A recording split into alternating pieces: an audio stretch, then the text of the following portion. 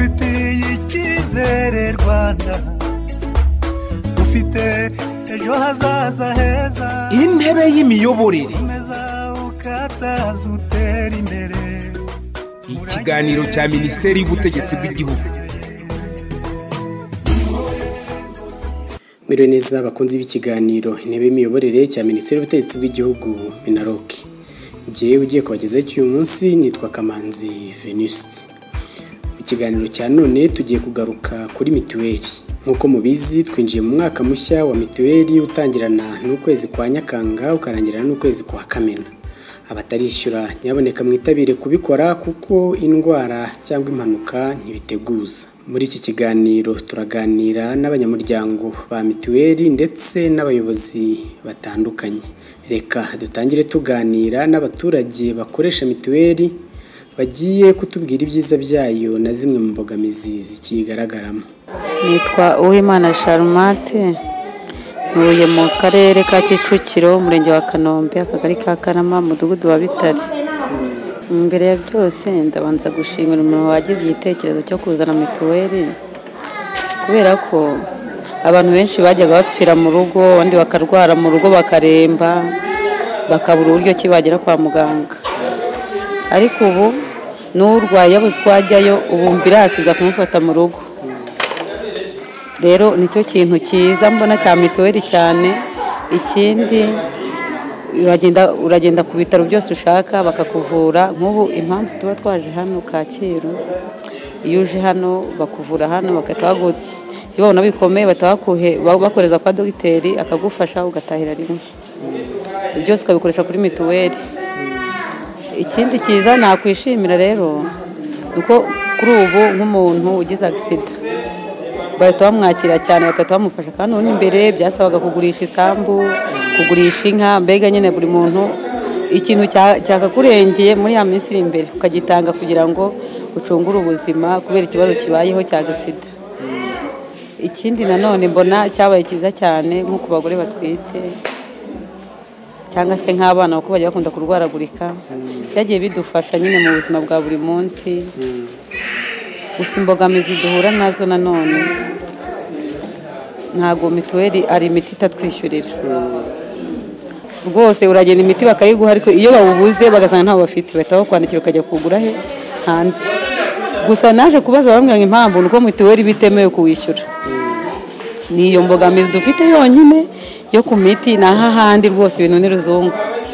Gikemutse wumva mituweli yaba ari ruzungu ku mugani cyane ijana ku rindi. Ubu gembe ura nka 89% kuri icyo kibazo cy'intuza cy'imiti itishyura. Kuko hano hose mituweli irahagera. Na Faisal rwose yifite bagoye transfer ujyayo. Twamusabye Yesu Maria mu kagari ka Gasanze, umurenge wa Ndoba, umudugudu n'uruhetse. No kuvuga ngo mituweli ni nziza kandi kuba twarayishyuye nta mbogamizi duhura nazo cyane, kuko iyo tuje kwa muganga badukora serivisi uko bigomba. Kuba twatinda ni ibisanzwe kuko abantu bari benshi, ntago ari uburangare bw'aba badukora serivisi, ahubwo nuko tuba twabaye benshi. Umuntu udafite mituweli ni nk'icyo wamuratira kuri mituweli. Oya, ubusabaho niyo yaba ariho yaba ari kwihemukira, kuko mituweli ni ingirakamaro.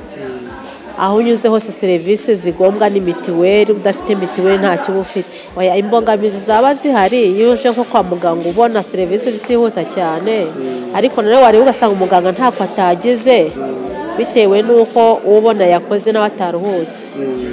Ubwo rero byose tuzatubyihanganiranamo, ntacyo nabashinja.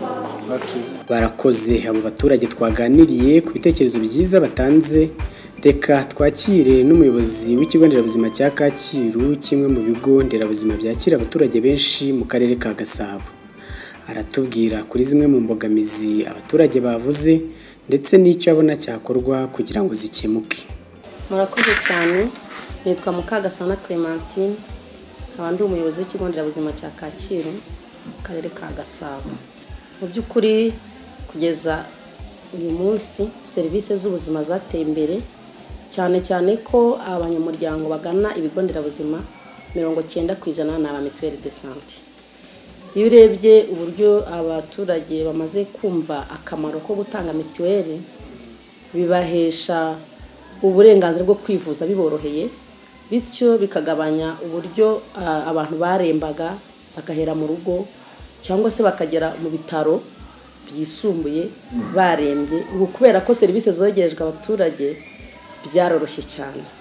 Noneho akarusho, muri buri kagari harimo ivuriro ry'ibanze, kandi ivuriro ry'ibanze naryo rikorana na mituweli de sante. Ntabwo umuturage agikora urugendo rurerure agera ku muganga. Ku ruhande rwanyu reka mbanze mbaze imbogamizi nk'ebyiri byibura abaturage twaganiriye bavuze kandi usanga zivugwa kenshi n'abanyamuryango ba mituweli mu gihugu hose. Ya mbere ni yuko bakirwa bavuga ati turatinda, ikindi ni imiti bahabwa. Sinzi niba kuri izo mbogamizi ebyiri bavuze hari icyo wumva wazivugaho. Murakoze.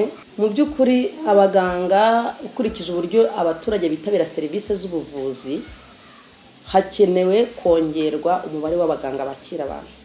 Buriya iyo umuntu avuze ati natinze ku kigo nderabuzima, umuntu yareba mbese ko yahatinze icyo kigo nderabuzima cyakiriye abantu bangahe. Ushobora gusanga cyakiriye abantu 200, abaganga ari 2 cyangwa 3. Rero icyo twasaba ku iyo mbogamizi ni uko Minisiteri y'Ubuzima kufatanye na Minisiteri y'Abakozi ba Leta n'Umurimo hongerwa abakozi mu bigo by'ubuvuzi.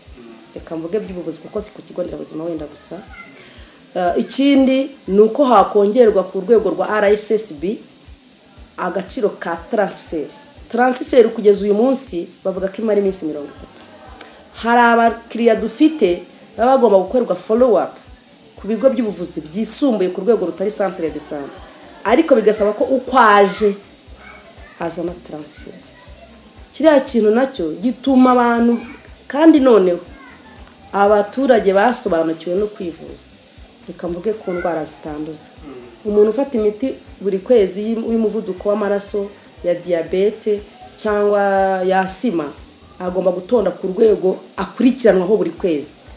Ukwa gutonda aje gutwara transfer buri kwezi byongera umubare w'abaturage batonze umurongo, kandi yagombye kuba agenda direct ku kigo cy'ubuvuzi.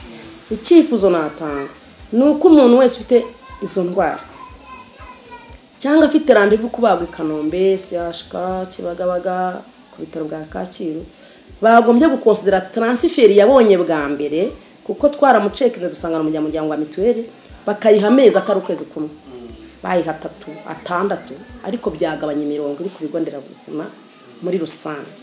Icyo cyari icyifuzo. Cya kabiri cyo kongera ibigo by'ubuvuzi.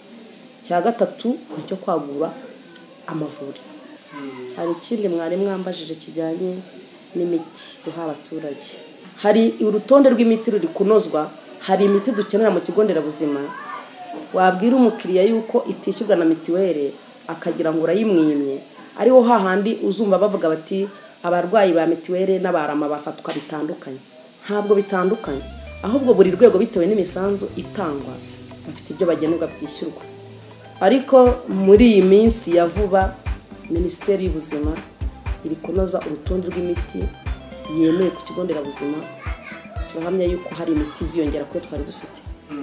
Mbere yuko tugera ku musozo w'ikiganiro cy'uyu munsi, reka twumve umuyobozi mukuru muri Minisiteri y'Ubutegetsi bw'Igihugu ushinzwe imibereho y'abaturage, Bwana Kayigana Godfrey, araduha ishusho rusange y'uko umwaka wa mituweli dusoje wagenze n'intumbero y'uyu dutangiye, ndetse anavuge kuri zimwe mu mbogamizi zivugwa mu kwishyura mituweli. Umwaka ushize twashoje abagera kuri 90.6 bishyuye mituweli, ariko nk'uko bisanzwe mituweli ni gahunda imaze kumenyekana kubera ibyiza byayo, bituma abantu bagira ubuzima bwiza. Ngira ngo no mu ibarura rusange mwarabibonye ko icyizere cyo kubaho cyazamutse, kandi mituweli ibifitemo uruhare. Abana bapfa bavuka baragabanutse, ababyeyi bapfa babyara baragabanutse, gahunda yo gukingira abana n'ibindi byinshi. Umuntu ugize impanuka, ikiguzi cyo kwivura cyaragabanutse, usanga umuntu akoresha 20,020 aho byakabaye 500. Ibyo byose bigatuma tugira ubuzima bwiza, ariko tugakomeza no kugira imibereho myiza, kuko byatumaga ugurisha ibyawe kugira ngo wivure ubone serivisi z'ubuzima. So mituweli iradufasha. Hari igihe umuntu avuga ngo ese ko nishyuye mituweli sindware, iyo ni imyumvire ariko ngira ngo abanyarwanda benshi bamaze no kugira ahantu heza kumva ko ni assurance n'ubwishingizi. Igihe ngize ikibazo biroroha kubona serivisi z'ubuvuzi, ariko mu gihe nakigize nk'uko tubizi mituweli ni ukuvuga ngo ni magirirane, mugenzi wanjye wakigize arafashwa, nicyo gifasha. Niyo mpamvu usanga fagitire ari 800 ukishyura 30,000, ukuvuga ngo hari amafaranga y'abantu bakoresheje. So nitubyumva kandi mituweli ahantu igize ni heza. Wenda uyu mwaka nawo yo umwaka utangiye abantu bamaze kubimenya barishyura. Ngubu abarenga 55% bamaze kwishyura mituweli. Niyo imvuga 55% irengaho, abenshi usanga barishyuye mu kwa karindwi ariko na mbere ho gato. Ariko intumbero dufite nuko twagira 100%, nubwo haba harimo impamvu y'imyumvire y'abantu bamwe nkuko natangiye mbivuga ngo ngiye sinjya ndwara, ariko naguze igihe uzarwarira. Ibyo byose ni ukubiraho kuvuga ngo buhoro buhoro, ariko na serivisi bahabwa yihuta, kuko nacyo ni ikibazo bagenda bagiranye ngo tubiganiraho, yaba na Minisiteri y'Imari n'Igenamigambi, Minisiteri y'Ubuzima, ikigo cy'ubwiteganyirize cya RSSB, kuvuga ngo nubwo abaturage tubona turimo kubashishikariza, turimo kugenda tureba abakwiriye kuba bishyurirwa na leta, bishyurirwa abakwiriye kuba bishyurira bishyura, ariko noneho tuvuga ngo na serivisi bahabwa igenda irushaho kunoga.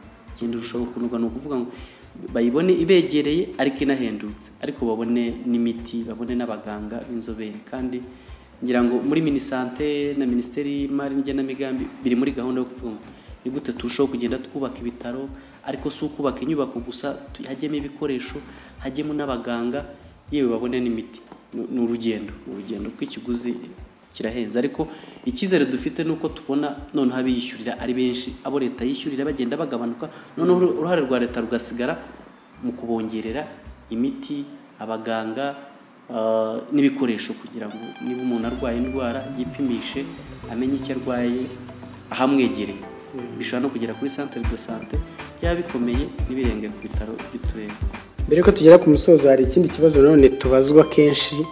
Hari abakunze kugaragaza imbogamizi ko iyo umuntu avuye iwabo usanga kugira ngo abashe kwishyura mituweli bigishingira cyane ku kuba abo yasize iwabo mu cyaro cyangwa se n'ahandi yabasize nabo bagomba kuba bishyuye. Rimwe na rimwe akaba n'igihe n'ababyeyi ngo babitegeramo abana akavuga ati natwe ubwo twishyurire nyine, wishyurire na barumuna bawe cyangwa se n'abandi muri rwa rugo rumwe, kugira ngo nawe ubone kwishyura mituweli. Bakabaza bati kuki uwo muntu adashobora kwemererwa kwishyurira ubwe? Nibyo ntacyo bitwaye, yaba amabwiriza na kimwe kibuza umuntu kwishyurira, ariko bigusaba kubanza kwaka uburenganzira umukuru w'urugo. Ubwo niba ari mama, niba ari papa, umukuru w'urugo kwaka uburenganzira akemera kuva kuri urwo rugo. Iyo uruvuyeho uragenda nawe ugatanga amakuru, ukagira urugo rwawe, nibwo ubasha kwishyurira. Icyo kuvuga ngo hari igihe bimusaba ko abishyurira, nekereza ko ari ukumvikana ku muryango. Bo barumvikana bakavuga bati ninde ufite ubushobozi yishyurira abandi, nta nicyo bitwaye kumvikana. Ariko nta nzitizi uyu munsi hari, bumvikanye umukuru w'urugo akavuga ati uyu turasaba kavaho kubera impamvu runaka, arakuze, afite urugo rwe, yarashatse, yarimutse, nta na kimwe kibabuza. Mbere yo kuvuga ngo babaze twe, ahubwo bajye babanza basabe umukuru w'urugo, basabe mama we, asabe papa we, amubwira ati ndumva nkuze nkeneye kugira urugo rwanjye. Umuntu ufite imyaka 18 nta cyaha kirimo. Iyo bumvikanye bakegera ubuyobozi bakamukuraho, ubwo bamukuyeho ni ukuvuga ngo ahandi ashobora kwiyandikisha nk'urugo, kuko ntago bashaka kukwandikisha bakubona ko hari urundi rugo wanditse, kandi nabo nta burenganzira bafite bwo kugukuraho, uretse umukuru w'urugo wenyine niwe ufite uburenganzira bwo kuvuga ati mukuru. Bakunzi b'ikiganiro Intebe y'Imiyoborere cya Minaroke, tugeze ku musozo w'uyu munsi. Kuba dutatanye ikiganiro mushobora kongera kugikurikira ku rukuta rwa Minaroke kuri YouTube. Ukeneye kuduha ibitekerezo kuri iki kiganiro ndetse no ku zindi gahunda n'ibikorwa bya Minisiteri y'Ubutegetsi bw'Igihugu, mail yacu ni info@minaroke.gov.rw. Ushobora no kuduhamagara ku murongo wa telefone utishyurwa 5353 cyangwa ukatwandikira ku mbuga nkoranyambaga zacu. Jye wakibagezagaho nitwa Kamanzi Venuste. Naho ubutaha. Intebe y'Imiyoborere, ukataza utera imbere. Ikiganiro cya Minisiteri y'Ubutegetsi bw'Igihugu. Gira wigire. kuko ubufasha butazahoraho